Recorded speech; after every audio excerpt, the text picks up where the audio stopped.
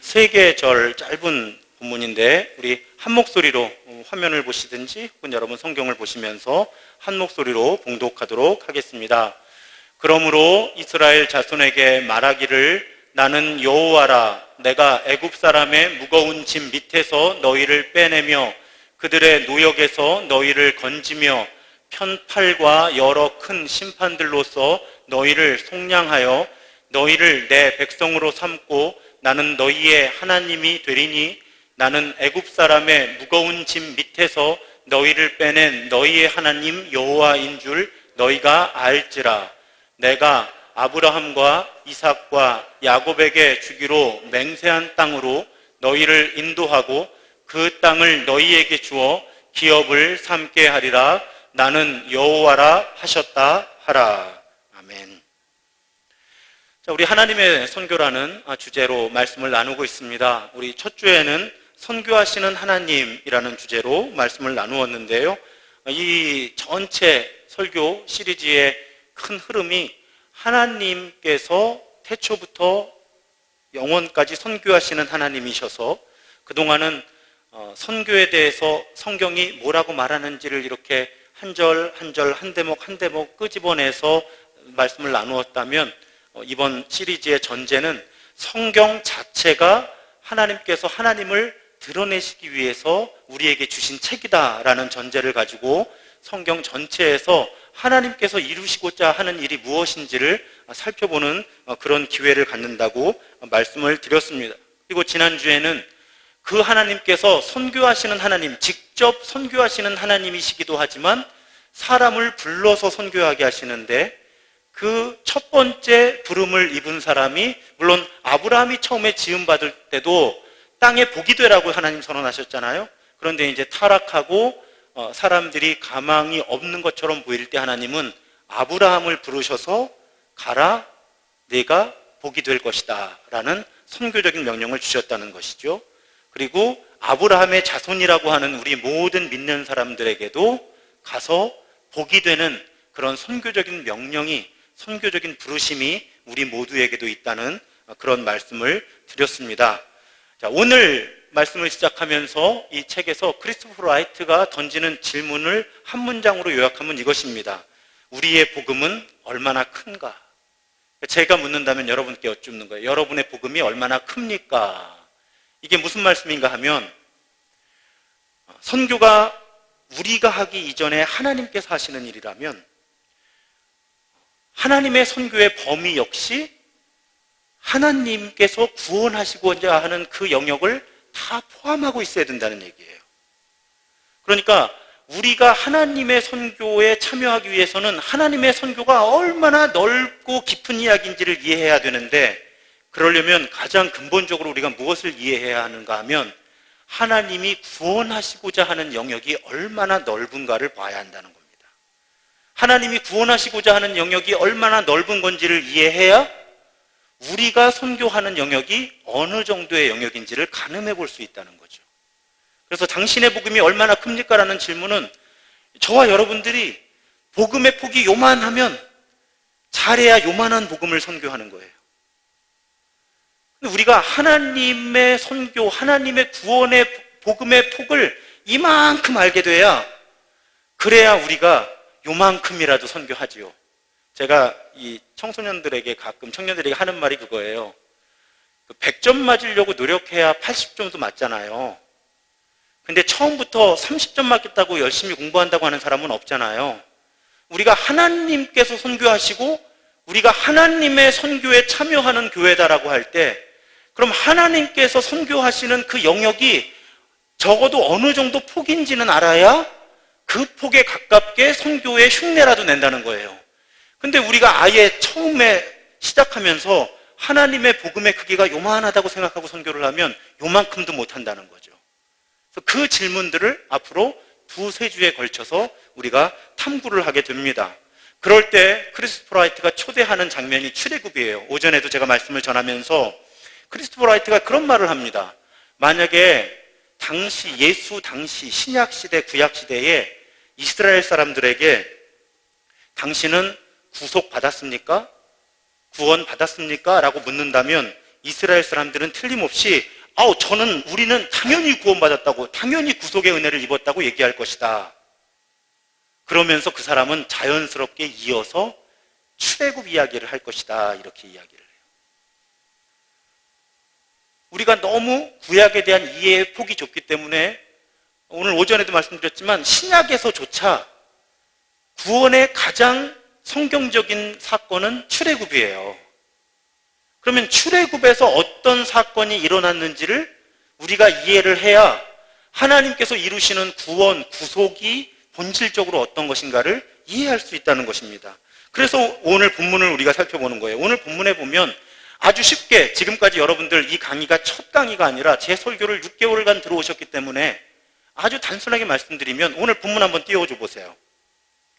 자, 내가 여호와인데 내가 너희들의 영혼을 구원해서 천국에 보내겠다는 메시지가 들어있지 않다는 겁니다. 여기는 내가 애굽 사람의 무거운 짐 밑에서 너희를 빼내겠다 하는 것이 출애굽의 의도라는 거예요. 하나님의. 자, 이어지는 7절에도 마찬가지입니다.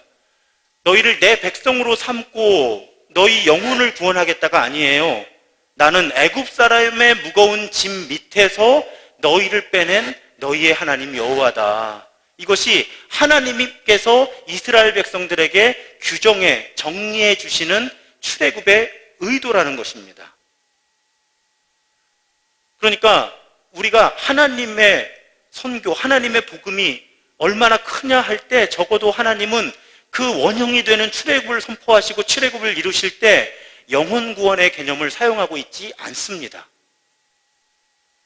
저는 분명히 성경을 근거로 말씀드리는 거예요. 하나님은 영혼 구원을 위해서 출애굽시키신 게 아니에요. 그보다 더 큰 이야기예요, 이 이야기는. 그래서 구원을 보다 더 넓은 관점에서 살펴보고 있습니다. 그래서 크리스토퍼 라이트는 하나님이 그러면 출애굽 사건 속에서 어떤 일들을 하셨는가를 구원의 4가지 영역이라고 정리를 하고 있어요. 그 설명을 한번 들어보세요, 여러분.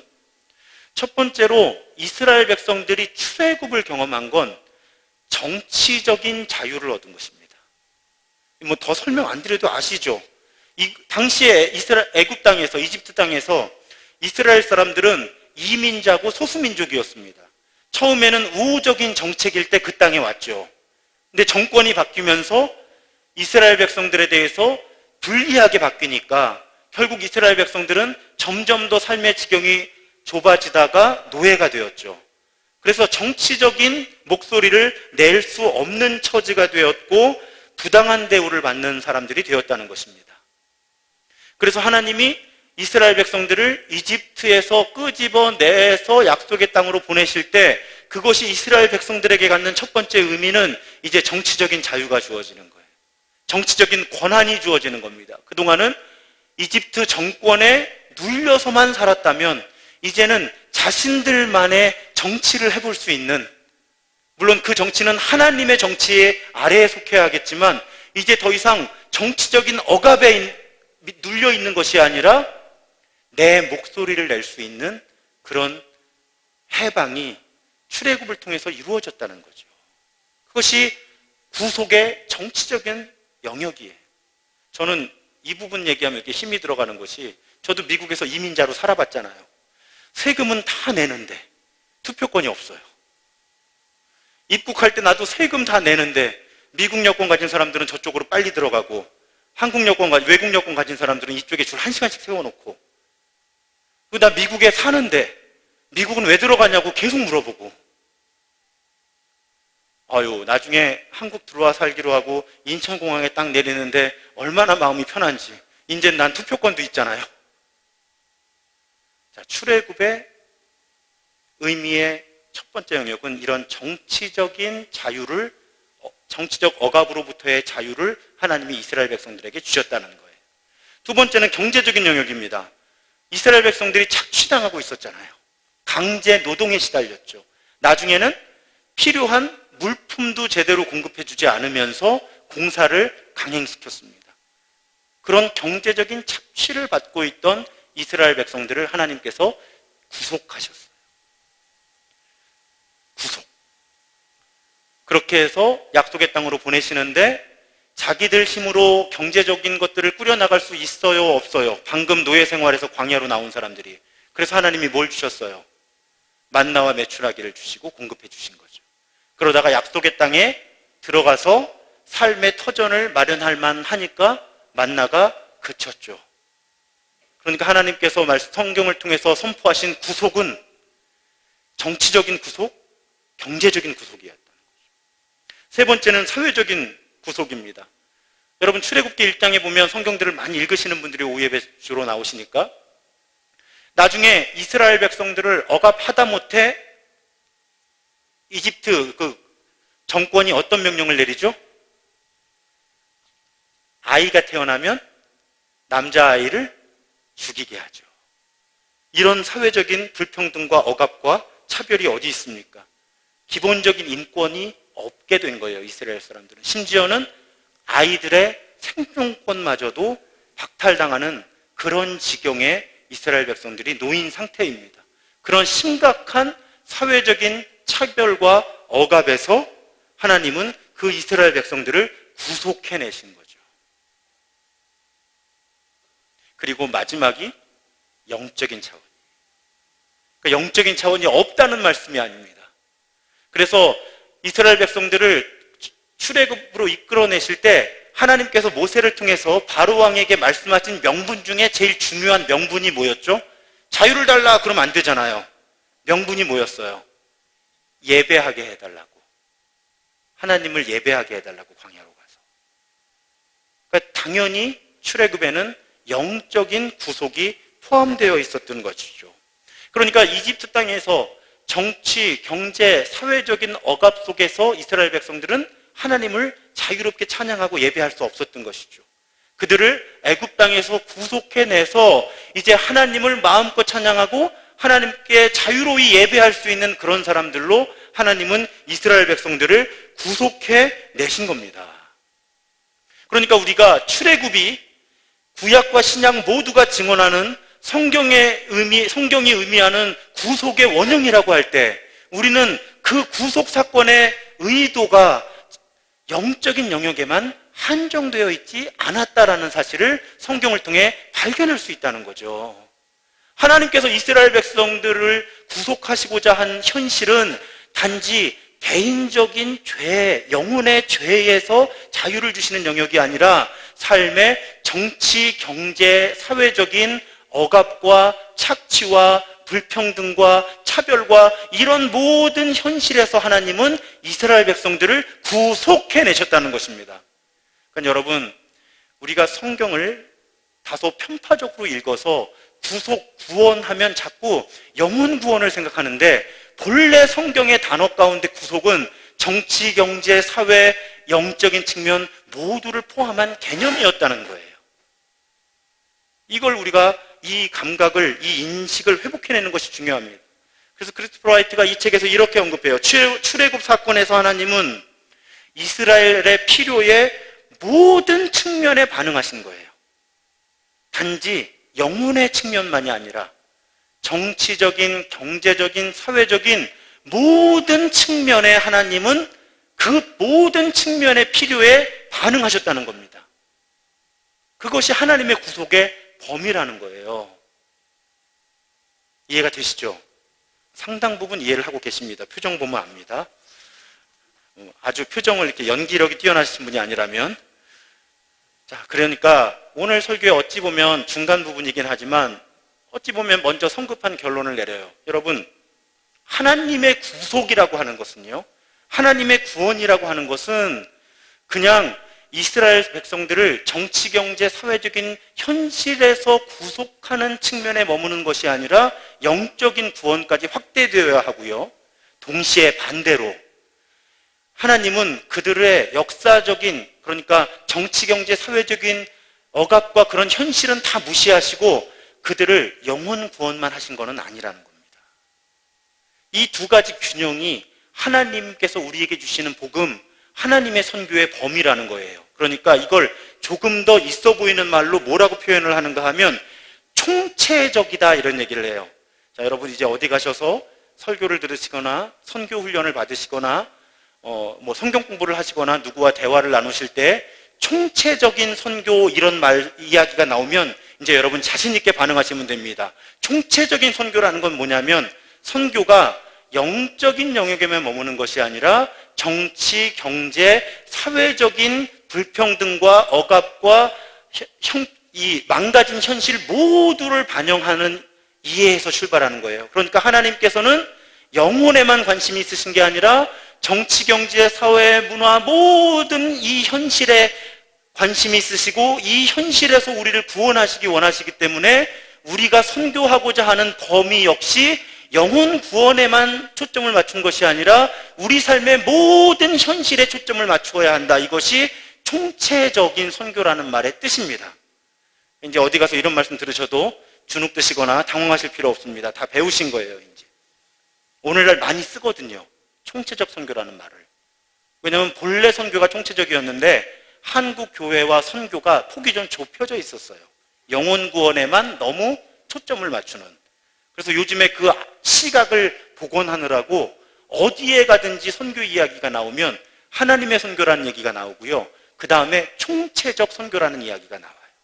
그 총체적 선교의 의미는 하나님은 인간의 모든 필요에 반응하시고 우리를 모든 필요에서 구속하시는, 구원하시는 하나님이시다. 그 고백을 담은 표현이 총체적인 선교라는 표현입니다. 그래서 크리스토퍼 라이트는 이런 말을 하는 거예요. 출애굽 형태의 선교는 출애굽 형태의 선교를 요구하는 거예요. 다시 자막을 띄워놔 보세요.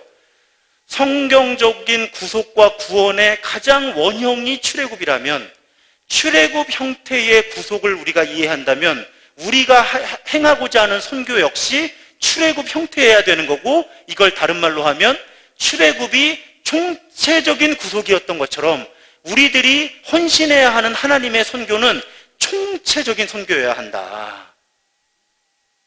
바로 이 이야기예요. 그래서 이 극단을 우리가 극복해야 된다. 자, 예를 들어 볼게요. 이미 75% 다 이해하셨어요. 한국 교회에 늘 논쟁이 있어요. 늘 논쟁이 뭐냐면 영적인 것이 중요하다는 거예요. 그러니까 우리가 영적인 것에 집중해야지 정치, 경제, 사회적인 측면은 이건 부차적인 거다. 그러니까 그런 공동체에 가면 선교는 하지 않아요. 실질적으로. 어디에 집중하는가 하면 전도에 집중하는 거예요. 그러니까 복음을 예수가 그리스도라고 하는 그 고백을 직접 전달하는 것에는 헌신하는데 주변에 가난하고 병들고 힘들고 억압받는 사람들의 필요를 돕는 거는 이거는 우리가 교회가 할 일이 아니라는 거예요. 우리는 영혼을 구원해야지. 그리고 이런 사회적인 섬김과 봉사를 하긴 하더라도 그런 교회에서는 이걸 단지 도구로 삼아요. 이걸 통해서 영혼을 구원하자. 이것이 하나의 극단이에요. 제가 극단이라고 말씀드리는 건 성경적인 선교에 제가 이런 흐름을 동의하지 않는다는 거예요. 이런 흐름이 악화가 되니까 어떤 문제가 생기냐면 우리 교회의 도움을 받으려면 너 교회 나와야 돼. 이렇게 되는 거예요. 그러니까 개종의 도구로 섬김과 나눔이 사용되는 거예요. 그런데 총체적인 선교를 이해한다면 여러분, 누군가를 예수를 그리스도라고 고백하게 하는 이 영혼의 측면에 초점을 맞추는 것도 성경적이지만 배고프고 아프고 차별받고 굶주린 사람들을 섬기는 것 자체도 선교라는 거예요. 이건 단지 선교를 위한 도구일 뿐 아니라 그 자체도 선교라는 거예요. 왜? 하나님께서 출애굽 사건을 보고 이 성경의 역사를 보면 하나님은 결코 영적 구원만 이루시지 않았다는 거죠. 모든 백성들의 필요를 살펴주시고 하나님이 도와주셨어요. 그러니까 정치, 경제, 사회 현실 가운데 자유가 없고 억압받고 힘겨운 사람들을 돕는 것도 의미 있는 선교다 하는 거죠. 총체적인 선교의 입장에서 보면. 또 반대의 극단이 있어요. 반대의 극단은 뭐냐면요. 정치, 경제, 사회적인 측면에는 초점을 잘 맞추는데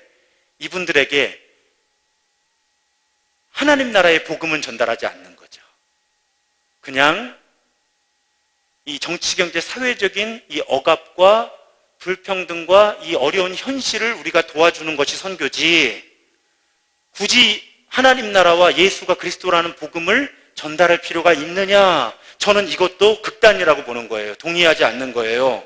왜냐하면 하나님은 분명히 출애굽을 하실 때 정치, 경제, 사회적인 억압과 불평등과 차별에서 구속하시기도 했지만 이들로 하여금 하나님이 어떤 분이신지를 이해하고 하나님의 백성들로 살아가려고 이들을 불러내신 것도 있거든요. 그러니까 이 두 가지 모두가 양극단이라는 거예요. 영혼 구원이 중요하고 다른 건 중요하지 않다. 이것도 극단적인 것이고요. 아니, 사람들의 현실적인 필요를 우리가 살펴주면 되는 것이지 굳이 복음을 그 사람들에게 전해야 돼? 이것도 극단적이라는 거예요. 이 두 목소리가 얼마나 강한지 몰라요. 왜요? 이 두 가지 모두가 성경을 찾아보면 다 자기 입장을 지지하는 본문들을 찾을 수가 있거든요.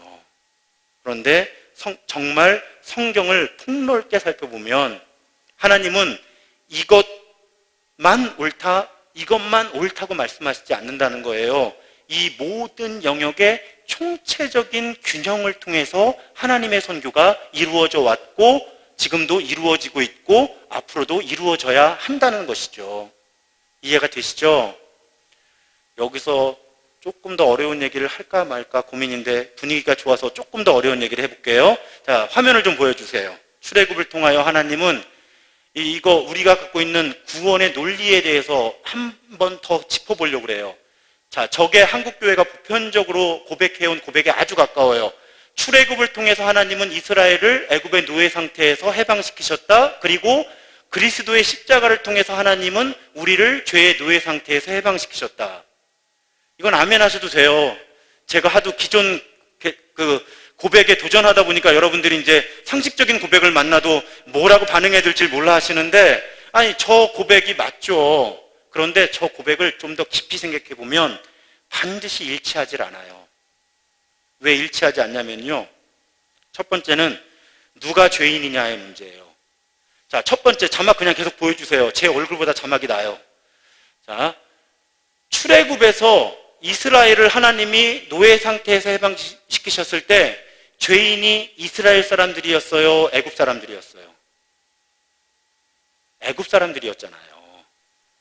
물론 이스라엘 사람들도 죄인이었겠지만 저 구조 안에서 실제로 죄를 저지른 사람들은 이스라엘 사람들이 아니에요. 억압한 애굽 백성들이지. 근데 밑에 그리스도의 십자가를 통해서 하나님은 우리를 죄의 노예 상태에서 해방시키셨다. 여기서 죄인은 누구예요? 자, 이제 좀 복잡해지시죠? 복잡해지시는 게 좋은 거예요, 지금은. 두 가지 측면이 다 있다는 거예요, 십자가에는. 내가 죄인이에요. 그래서 십자가의 구속을 통해서 내 죄를 용서받은 고백은 중요해요. 그런데 예수님이 십자가에서 우리를 구원하실 때 죄는 단지 내 마음속에 있는 죄와 내 행동뿐 아니라 정치, 경제, 사회적인 현실 속에서 우리를 건지셨다는 거예요. 승리를 선포하셨다는 거예요. 악으로부터. 설교를 꾸준히 들어오신 분들은 기억하시겠지만 예수가 우리를 십자가에서 구속하는 원리가 세 가지라고 말씀드렸어요. 대속의 원리, 내 죄를 십자가에서 대신 감당하셨다. 두 번째가 승리의 논리라고 말씀드렸어요. 이 세상에 악이 우리를 억압하고 있지만 예수 그리스도의 십자가와 특별히 부활은 모든 악의 권세에서 우리를 자유케 하셨다. 세 번째가 무슨 원리라고 말씀드렸어요? 모범의 원리. 하나님이 사람이 되셔서 하나님의 뜻을 우리에게 직접 삶으로, 말씀으로 보여주셨기 때문에 우리는 예수를 따라 살 때 구원을 얻는다는 거죠. 그 세 가지 논리 가운데 아까 여러분에게 보여드렸던 그 논리는 첫 번째 논리밖에는 반영하지 못해요. 그런데 예수님이 십자가에서 이루시고자 했던 사건은 단지 우리를 개인적이고 마음속에 있는 죄에 의해서 자유를 주신 것뿐만 아니라 모든 정치, 경제, 사회 가운데 만연해 있는 현실 속에서 우리를 하나님의 통치 가운데로 자유롭게 하시기 위해서 예수님은 십자가를 지셨다는 것입니다. 이것을 설명하기 위해서 제가 부임하자마자 주일 오전에 마가복음 강해를 꾸준히 해오고 있는 거예요. 이걸 성경 본문을 통해서 우리 교우들과 나누기 위해서. 이것이 바로 하나님의 총체적인 선교입니다. 그러니까 여기서 우리가 알 수 있는 선교하시는 하나님의 성품은, 하나님은 우리의 영혼을 구속하시고 구원하시는 것에만 관심을 기울이시는 하나님이 아니라 우리를 모든 종류의 삶의 억압으로부터 자유케 하시는 것에 관심이 많으시다는 거예요.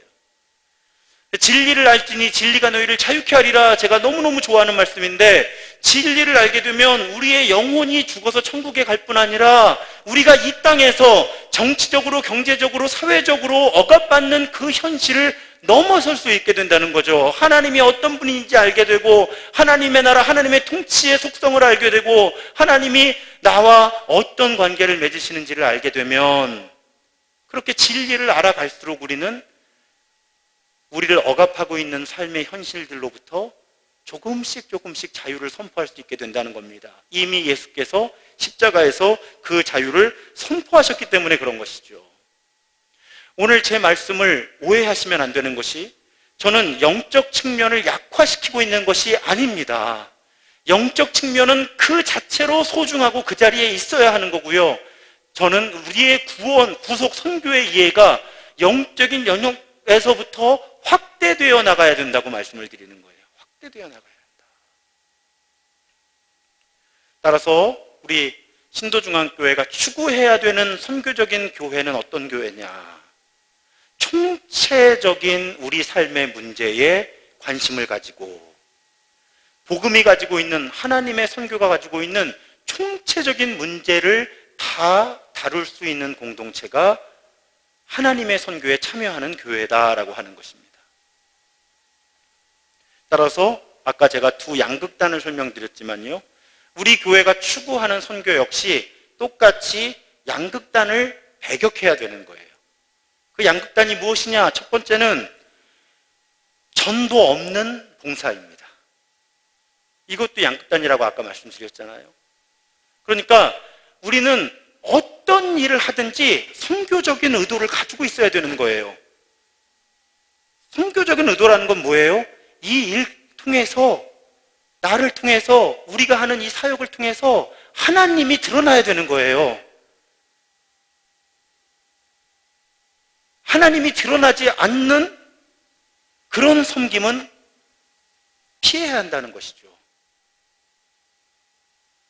다만 우리는 신중할 뿐이에요. 어느 시점에 어떻게 하나님이 드러나시도록 할 것이냐. 몇 번 말씀드리지만 이런 거예요. 예를 들어 드리는 거니까 너무 예민하게 생각하지 마시기 바랍니다. 주일 오전에 우리 남자 권사님들이 오시면 교회 주변을 이렇게 청소를 하세요.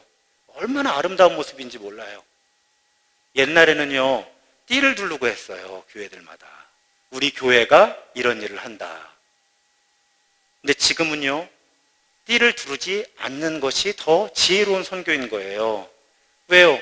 성실하게 장기적으로 누군가가 어떤 좋은 일을 하면 사람들은 결국 자연스럽게 알게 돼요. 아, 저 사람들이 교인들이라서 이런 일을 하는 것이구나. 저 사람들이 하나님 때문에 저런 일을 하는 것이구나. 하나님은 저렇게 좋은 일을 시키는 좋은 존재구나. 이렇게 알게 되는 거예요. 근데 만약에 너무 첫 부분에 하나님 때문에 우리가 이 일을 합니다라는 걸 앞세우면 요즘의 사회적인 분위기에서는 오해를 받는 거예요. 쟤네들이 또 교인들 끌어모으느라고 저러는구나 이러고. 그러니까 우리는, 그런데 문제는 뭐냐면요, 그런 봉사가 조금 오래 지속되면 교인들이 그냥 봉사가 선교인 줄 안다는 거예요. 이것도 부작용이라는 거예요. 그러니까 처음에 이건 교회가 하는 일입니다. 이거는 예수가 그리스도라는 복음 때문에 하는 것입니다. 이것이 하나님의 통치 때문에 하는 것입니다. 라고 말을 꺼내지 않지만, 여러분, 하나님의 선교에 참여하는 사람들은 일상에서, 가정에서나 일터에서나 교회에서나 어떤 일을 하든지 내 이 행동을 통해서 하나님이 어떤 분이신지가 드러난다 하고 그 의식을 반드시 가지고 있어야 된다는 거예요. 그런 사람들이 모여있는 곳이 선교적인 교회인 거예요. 예를 들어서 제가 며칠 전에 어떤 식당을 방문했어요. 목사님들 그룹하고 식사를 하게 됐는데 자연스럽게 목사들이 앉으니까 무슨 얘기가 나와요? 교회 얘기가 나와요. 근데 어느 목사님 한 분이요, 바로 주변을 이렇게 살펴보시더라고요. 제가 바로 배웠어요. 왜요? 제가 몇 번 설교하면서도 예를 들어드렸잖아요. 남의 얘기하기 쉬운데 자기는 자꾸 잊어버리는 거예요. 그 순간 제가 우리 테이블의 대화가 주변 테이블에 들리면 하나님이 어떤 분이신지 교회가 어떤 곳인지가 드러난다는 걸 잠깐 놓치고 있었던 거예요. 그 목사님이 제게 주의를 주신 건 아니지만 주의를 조심스럽게 살펴보시는 그분의 눈빛에서 저는 대화의 목소리 톤을 낮추고 대화의 수위를 조정한 거죠. 그래서 여러분, 우리가 뭘 하든지 우리를 통해서 하나님이 드러난다고 하는 의식을 잘 갖고 있는 게 중요해요. 여기는 부모님들이 많으시잖아요. 특히 자녀가 어릴수록 우리 부모 세대들이 가지고 있는 말과 행동과 생각이 그 자녀들에게는 하나님이 어떤 분이신가를 드러내는 거예요. 그러니까 하나님은 사랑이다, 교회 가면 설교하는데 엄마 아빠가 집에 오면 나를 사랑해 주지 않는 것 같다 하면 그 자녀는 불일치를 보는 거예요. 그러면 하나님은 멀리 계시고 엄마 아빠는 가까이 있으니까 어떤 증거가 자녀에게는 강하겠어요? 엄마 아빠의 언행과 생각하는 방식이 훨씬 이 자녀에게는 선교적인 임팩트, 충격이 강한 거예요. 이건 100마디의 좋은 설교로 극복이 되질 않습니다. 하나님은 멀리 계신 분이기 때문에 그래요. 이 친구들에게는. 반대 극단은 뭐죠? 너무 전도에만 집중하고 사회적인 섬김을 하지 않는 거예요.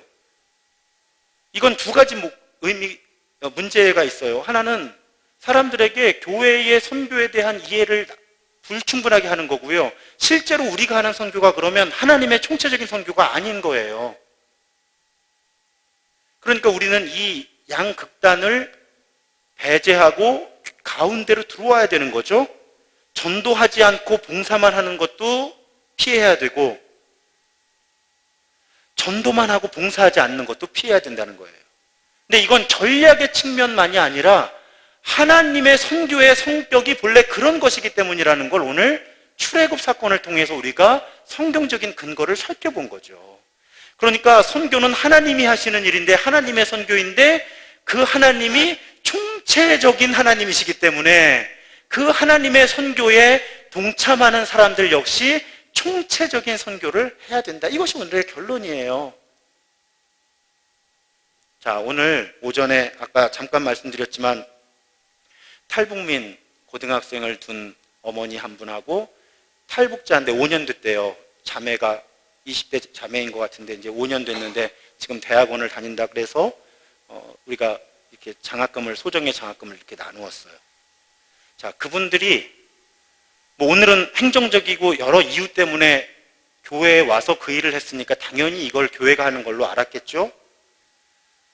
거기서 우리가 이것을 받는 조건으로 너는 교인이 되어야 된다거나 이런 부분들은 오히려 하나님의 선교의 입장에서 보면 하나님의 마음을 거스를 수가 있는 거예요.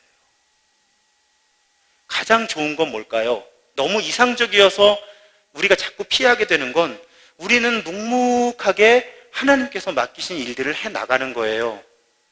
그리고 그 일이 매력적이어서 저는 오늘 사실은 도움받는 탈북민 두 분보다도 어떤 분들에게 관심이 많았냐면 우리 교회 함께 오신 경찰관 두 분에게 관심이 많았어요. 그분들의 종교를 제가 알지 못하지만 이분들이 좀 오늘 우리 교회에 와서 이 순서를 한 20분, 15분, 20분 남짓의 이 순서를 진행하면서 이분들이 혹시 기독교인이 아니거나 혹시 기독교인이지만 교회와 하나님에 대한 부정적인 이미지가 있었다면 여기에 와서 한 15분, 20분 남짓 머무는 시간 동안 우리 하나님이 어떤 분이시고 교회가 어떤 곳인지 조금 긍정적으로 생각할 수 있게 되었으면 좋겠다. 지나고 보니까 좀 후회도스러운데 이 도움을 받는 탈북민 분들보다 이 두 분 경찰 공무원들에게 더 많은 이야기를 한 것 같아요. 우리 교회가 추구하고 있는 목회 철학이 어떤 것이고 앞으로 우리 교회가 어떤 일을 하고 싶고 이런 이야기를 참 많이 나눴어요. 게다가 제 동생이 경찰 공무원이잖아요. 또 그 얘기도 하면서 경찰들의 애환을 많이 들었어요. 이러면서 이제 접근을 했어요. 그래서 오늘 오신 두 분은 하나님 때문에 도움을 받는 거잖아요. 그러니까 우리가 예의만 잘 갖추면 하나님에 대해서 좋은 생각을 할 거라고 믿었고요. 그런데 오늘 주일임에도 불구하고 일하러 오신 이 경찰 공무원 두 분이 이 순서를 통해서 하나님과 교회에 대해서 마음에 좀 혹시 부정적인 장벽이 있었다면 그것이 좀 낮아져서, 그냥 제 기대예요. 내일 좀 출근하셨을 때 어제 무슨 교회 갔었는데 그 교회가 뭐 꼭 그런 것만 그런 줄 알았더니 교회도 괜찮은 데더라, 좀 이런 말을 좀 할 수 있다면 얼마나 하나님 뜻에 하나님을 기쁘시게 하는 선교가 될까. 그리고 저의 기도는 오늘 오신 탈북민들도 그렇고 그 공무원들도 그렇고, 혹시 하나님이 정하신 때가 되면 오늘의 경험 때문에 낮아진 장벽 때문에 좀 신도중앙교회에 만약에 소속된 교회가 없으시다면요, 전 그것도 여쭤보지 않았어요. 왜요? 그거 부담스럽게 하거든요, 자꾸. 혹시 그분들이 살아가다가 우리 교회여도 감사하고 다른 교회여도 감사하고요, 하나님이 좋은 분이시고 교회가 좋은 곳이라는 것을 알게 될 때, 오늘은 전에 구청장 하셨던 분이 오셔서 이 앞에서 예배를 드리고 가셨어요. 근데 이거는 오후 예배라 조금 편안하게 말씀드리면, 저는 어떤 정치하고 연관된 분들이 교회를 방문하셔도 예배 시간에 인사를 시켜드리지 않아요. 그러니까 누구 모시고 오지 마세요. 정당과, 저의 지지 정당과 아무 관계없이, 특히 선거 때가 되면 교회로 인사들을 많이 오시는데 저는 절대로 예배 시간에 정치하시는 분들을 소개하지 않습니다. 그래서 저도 사실은 부담이 됐어요. 뭐 선거 때도 아니고 전에 이 지역을 구청장으로 섬기신 분이 맨 앞에 앉아서 예배 드리시는데 그냥 잠깐 오셨다고만 언급할까 하다가 이제 끝까지 참았거든요. 왜냐하면 또 어떤 일이 생길지 모르니까. 그래도 저는 그분을 바라보면서 성심껏 설교했어요. 물론 교인이라고 이야기는 들었는데 그래도 우리 교회를 방문한 오늘이 좀 복음에 대해서, 예배에 대해서 좀 새로운 기쁨이 좀 이렇게 회복되는 날이었으면 좋겠다. 제가 설교하면서도 머리가 되게 복잡하겠죠. 이 사람 생각하고 뭐 저 사람 생각하고 뭐 지 사람 생각하고 애들 생각하고 좀 복잡해요. 근데 여러분, 그 복잡함의 이유가 뭐냐는 거예요. 이건 제 성품 때문이 아니고요, 제가 좋아하는 게 뭐냐가 아니고요, 저는 철저하게 제가 비록 부족하고 실수도 많이 하고 하지만 우리가 무슨 일을 하든지 그 결과로 우리 하나님이 드러났으면 좋겠다. 하나님이 오해 안 받고. 그래서 제가 선교 맡으신 분들한테 계속 부탁드리는 거예요. 돈을 쓰는 일은 부담스러운 일입니다. 돈을 쓰다가 타락하고 돈을 쓰다가 욕먹고 도와주면서도 하나님과 복음과 교회에 대한 오해를 낳기 쉽고, 오늘 제가 예배 2번 오전에 설교하는 것보다 더 긴장한 시간이 그 15분 20분 탈북민 2분하고 경찰관들이 오신 그 시간이었어요. 이제 6개월쯤 지나니까 예배는 좀 편해졌어요. 여러분들이 또 설교 잘 들어주시잖아요. 근데 이 4분이 오늘 손님으로 와서 15분, 20분 머물고 났을 때 이분들의 경험이 정말 우리 하나님이 어떤 분이시고 교회가 어떤 곳인지를 알게 됐으면 좋겠다. 그러면서도 저는 절대 부담되는 질문은 안 하려고 그러니까 어려운 거예요. 하나님 이야기를 안 하면서 하나님을 전해야 되는 숙제가 오늘 오전에 저한테 있었던 거죠. 근데 저를 그렇게 불쌍한 눈빛으로 보실 필요 없어요. 여러분 모두의 숙제라는 거예요. 여러분 모두의 숙제, 이제 오늘 예배 마치고 일상으로 세상으로 흩어지시면 그게 우리 모두의 숙제예요. 요즘에는 묻기 전에 하나님 이야기 하지 말고, 그런데 상대방이 하나님과 교회에 대해서 궁금해할 만큼의 섬김을 행하며 사는 것, 그것이 우리들의 과제입니다. 그리고 그럴 때 우리는 정치적이고 경제적이고 사회적이고 영적인 모든 측면을 균형 있게 보면서 선교하는 것. 우리 교회는 그런 첫걸음을 내딛기 시작했어요. 아까도 우리 원로 권사님들하고 이야기를 나누면서 말씀드렸지만 선교부에서 그 일을 결정하셔서 저는 그냥 그대로 원한 대로 받았어요. 그리고 이렇게 나눔을 하십시오 하고 드렸고요. 제가 가지 않습니다. 선교부에서 가세요. 방문하고. 근데 감사 문자는 저한테 와요. 그럼 제가 설명을 드려요. 이건 담임 목사가 하는 일이 아니라 교회가 하는 일이라고. 그리고 크리스천들에게는 한마디를 더 붙일 수 있겠죠. 하나님이 하시는 일이라고. 오늘 이번 주간은 참 저에게는 행복한 날이었어요. 우리 국내 선교부가 이렇게 또 그러다 보니까 국내 선교 이 지역을 알아보는 과정에서 자연스럽게 우리가 이주민 사역을 알아봐야 되는데 자연스럽게 다문화 가정들을 이렇게 국내 팀에서 만나게 되는 거예요. 이제 그분들을 해외 선교 우리 맡으신 분들하고 자연스럽게 연결이 되다 보면 이제 이주민 선교 쪽도 하나하나 실천할 수 있는 일이 열릴 겁니다. 그러니까 하나님이 그 일들을 한 단계 한 단계 이뤄가실 거예요. 그래서 아까도 원로 권사님들하고 대화 나누면서 권사님들, 그런데 우리 교회가 재정적인 압박이 있는 교회니까 사실은 담임 목사로서 두 마음이 있는 건 사실입니다. 이 여력을 가지고 우리가 이 빚을 갚고 이런 일들을 해야 되는 건가 하는 담임 목사로서 그런 부담도 있습니다 했더니 우리 원로 권사님 한 분이 목사님 아무리 교회가 어려워도 할 일은 해야 되는 겁니다 하셔서 제가 너무 힘이 났어요. 그렇죠. 교회가 해야 될 일을 해야 되는 거고요. 우리는 그 일들을 할 겁니다. 사랑하는 여러분, 하나님은 내 영혼 구원에만 관심이 있으신 분이 아니라 내 삶의 모든 것에 관심이 있으신 분이고요. 하나님은 내 영혼만 구원하시는 하나님이 아니라 나의 모든 것을 구원하시는 하나님이십니다. 그 하나님은 이미 출애굽을 통해서 하나님께서 이루시고자 하는 구원과 선교가 총체적인 것이라는 걸 우리에게 알리셨기 때문에 우리 교회는 모든 사람들의 필요와 형편을 살피는 총체적인 선교를 해야 합니다. 그 총체적인 선교의 구체적인 내용은 다음 주에 이어가겠습니다. 오늘 마지막 결론을 볼까요? 결론적으로 행함이 없는 믿음이 죽은 것이라면 사회적인 동정과 정의가 없는 선교는 성경적으로 결함이 있는 것입니다. 다시 한번요. 함께 읽어볼까요? 시작. 행함이 없는 믿음이 죽은 것이라면 사회적 동정과 정의가 없는 선교는 성경적으로 결함이 있는 것이다. 우리는 하나님의 선교에 따라 총체적이고 당연히 성경적인 하나님의 선교에 참여하는 우리 한 사람 한 사람과 우리 교회가 될 줄로 믿습니다. 우리 결단하겠습니다. 오소서 진리의 성령님, 이 땅 흔들며 임하소서. 그래서 오늘은 우리가 결단하고 기도할 때는 좀 이 사회와 국가를 위해서 기도했으면 좋겠습니다. 나라를 위해서. 하나님의 뜻이 우리의 구원이 영혼 구원만이 아니라 이 사회의 모든 정치, 경제, 사회, 문화를 구원하는 것이 하나님의 마음이고 우리가 선교해야 되는 영역이 단지 영적인 영역이 아니라 정치, 경제, 사회, 문화의 모든 영역이 우리 선교의 영역이라면 이 세상에 하나님의 성령이 임하셔서 이 세상에 하나님의 은혜와 사랑이 지배하는 그런 나라가 오게 해달라는 간구를 담아서 우리 찬양하겠습니다.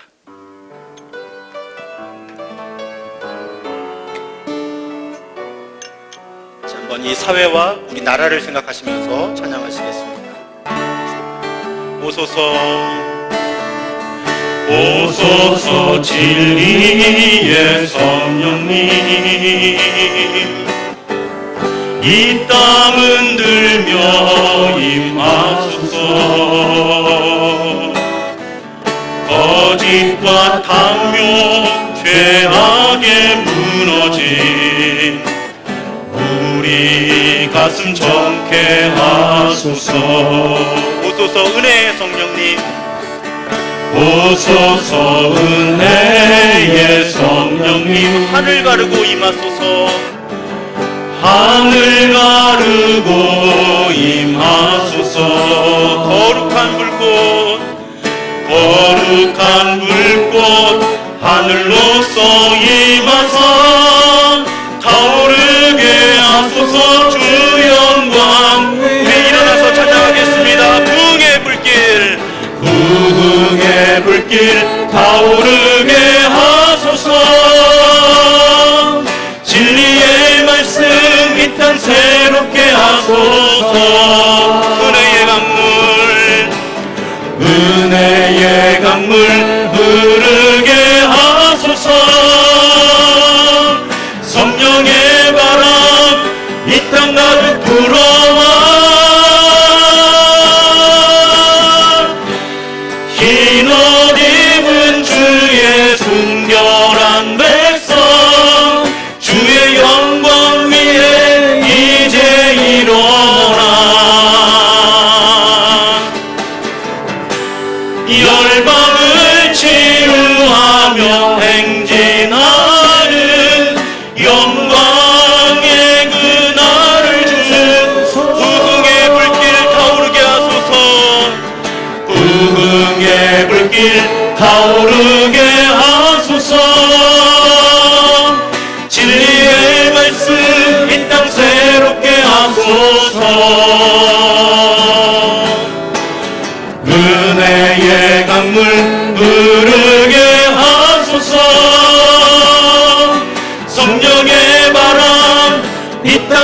불어와 흰 옷 입은 주의 순결한 백성 주의 영광 위에 이제 일어나 열방을 치유하며 행진하는 영광의 그날을 주소서. 이 시간에 우리 통성으로 기도할 때 이 사회와 나라를 위해 기도하겠습니다. 하나님, 하나님의 선교가 총체적인 선교라면, 복음이 모든 것을 구원하는 총체적인 복음이라면, 하나님 이 땅의 정치, 경제, 사회, 문화와 종교 모든 현실 가운데 하나님의 뜻이 이루어지게 하여 주옵소서. 하나님, 우리들이 하나님의 뜻을 온전히 분별하지 못하여 자꾸 양극화되고 대립하고 분열하는데, 하나님 하나 되게 하시는 성령이 이 땅 가득 불어오셔서 우리로 하여금 화합하게 하여 주옵소서. 하나 되게 하여 주옵소서. 간절한 마음 담아 우리 주여 한번 크게 부르짖고 통성으로 기도하겠습니다. 주여, 주여, 이 땅에 하나님의 통치, 하나님의 나라가 오게 하여 주옵소서. 하나님, 하나님의 복음이 총체적인 복음이고 하나님의 선교가 총체적인 선교이고, 아버지 그럴 때 이 땅에 아버지는 정치, 경제, 사회, 문화와 영적인 모든 영역 가운데 하나님의 통치가 이루어지며 하나님께서 이루시는 구속이, 구원이 이루어지며 하나님의 선교가 이루어질 수 있도록 주의 은혜를 더하여 주옵소서.